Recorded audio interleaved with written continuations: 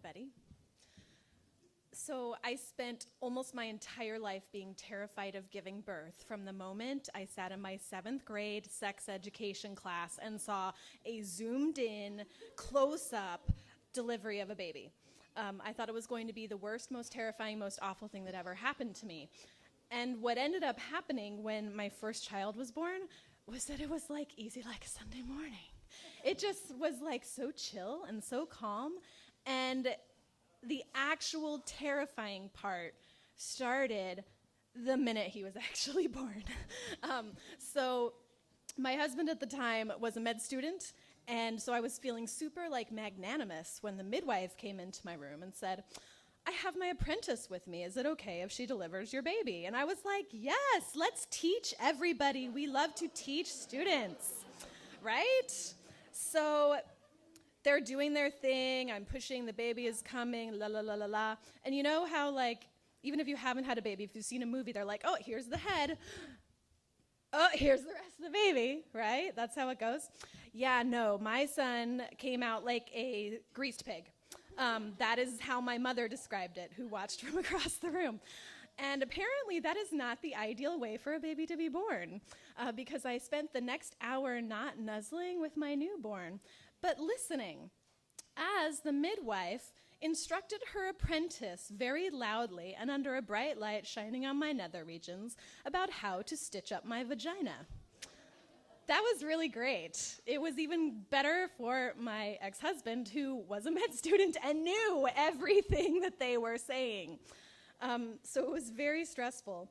And once that ended, I was like, okay, now we're gonna relax and be happy and be a mom and have my nuzzly, happy experience. But then I was in my recovery room, my 2 nurses came in and they demanded that I get out of my bed and pee.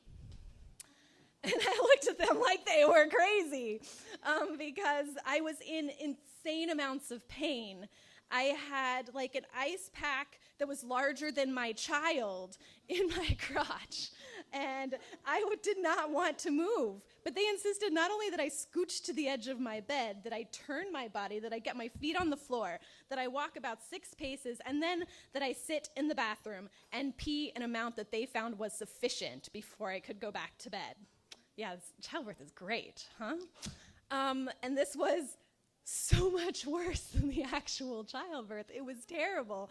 I wept. I sat there on the toilet and just like sobbed for an hour while I tried to pee because I didn't know how. And nothing worked. It was like someone had taken my organs and all my nerves and just removed entire body parts from me. And it was so distressing. And then I had this baby who was not just happily nuzzling, but refused to breastfeed. And then I went home and I had this giant stomach that was not supposed to be giant anymore because there was no baby in it anymore. And then I would be walking through my house, weeping uncontrollably, and then realized that I had to pee. And I realized it because I had already peed on myself. And this would happen every day. And I was getting to the point where, on top of like just losing my sanity because I could not control the most basic of bodily functions, that I couldn't control my crying, I couldn't get my baby to nurse, I couldn't like walk across the room without seeing someone watching something on TV and just thinking it was the saddest thing that had ever happened in the world. I was becoming like a legitimate crazy person in my brain with a body that did not do anything it was supposed to do.